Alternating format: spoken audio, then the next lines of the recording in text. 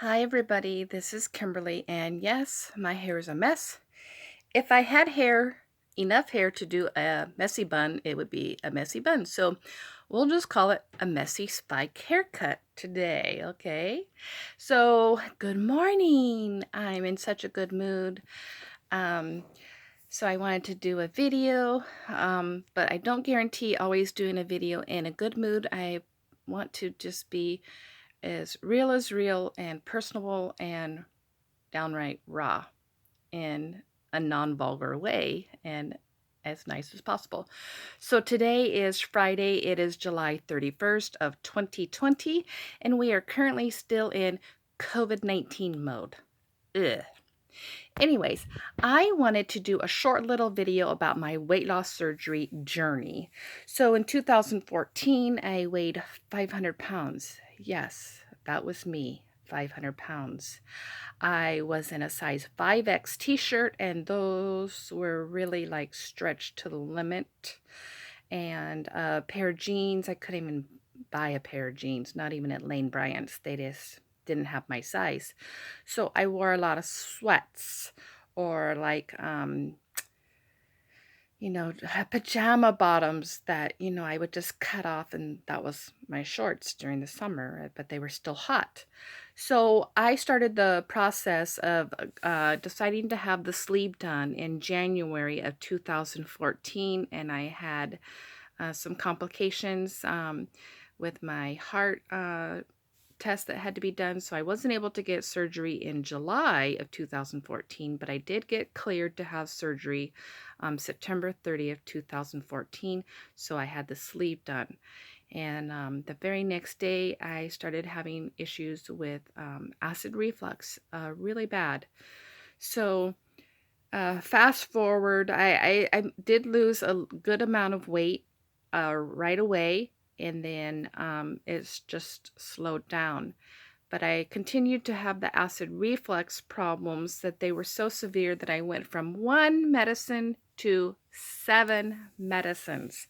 That's all I did was take medicine for acid reflux, and I got to the point where I didn't want to eat because I didn't know if I was going to have acid reflux or wind up in the hospital.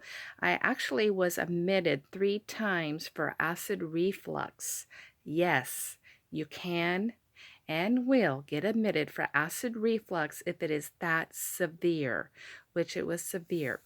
So fast forward to May 2017, on the 1st, I went in for a test because I had been telling my doctor, we need to do something. This is just getting really bad. I'm having a hard time eating. I can't even hardly keep anything down. I can't hardly drink water. It comes back up. There's just something not right. So I went in for my test, and normally radiologists, they never come and see you and ask you questions. Well, they started asking me, "Are you sure you have a stomach?" And I was like, "Yeah, I have a stomach. It's just, small." And they said, "Well, we can't find it." And I was like, "What do you mean you can't find it?" So then I started getting really worried, and just more and more people kept on coming into the room and questioning me. And the doctors kept on asking me, "Are you sure you've had weight loss surgery? Can we please have your doctor's phone number because we need to call them?"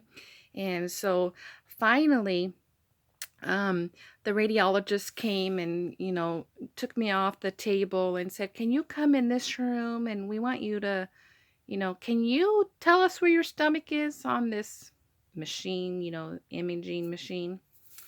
I couldn't find it. So I went home, and they said, "Okay, we're going to have somebody contact you." So then a different hospital contacted me and said, could I come in right then and there for another test? So I went in for that test, and that was quick and easy. I didn't hardly have to do anything. She said, "Okay, we found the problem, and we're going to let your doctor know." But that was all that they said. Well, that night, I got a call from my weight loss surgeon, and she told me, Kimberly, she goes, after midnight tonight, nothing to eat or drink, and I need you to check into the emergency department tomorrow at the hospital, and we're going to do surgery. She goes, I know what's wrong with you. And she goes, I don't want you to worry or stress. She says, I want you to get a good night's sleep as best as you can, and we will talk about it in the morning. Here's May 2nd. I wind up at a Sacramento, California hospital. I go in. I tell them, that I'm there for basically, I guess, like emergency surgery or exploratory surgery. I really don't know. I didn't understand. So they said, oh, yes, your doctor is here and she is waiting for you and she would like to talk to you. Would you like to talk to her? And I was like, yes, I would. So they found my stomach, my, you know, VSG stomach in my throat. Yes. No wonder I couldn't keep food down or drink water without it coming up. Ah, the complications of weight loss surgery. Yeah! No, it was awful. So I was forced to have another weight loss surgery. So now I have gastric bypass and I hate it. Hate it, hate it, hate it, hate it. The sleeve was so forgiving with the RNY, or what some people call gastric bypass. It actually has two names. I have no idea why. But when I tell people RNY and then I get that, what? What? Oh, I say, oh, gastric bypass. They know what that means because that's been around for many, many, many, many years. I think what, 3 decades, 30 years, 30 plus years, maybe 40. So I currently have RNY / gastric bypass, and it has not been simple either. It's a very different type of surgery. Your anatomy is all rerouted. And I never did reach goal. My doctor's goal was 180, and I'm currently 255 to 257 pounds. Would I still like to lose some more weight? Yes, that's going to take a lot of discipline and get back on board, and that I plan on doing.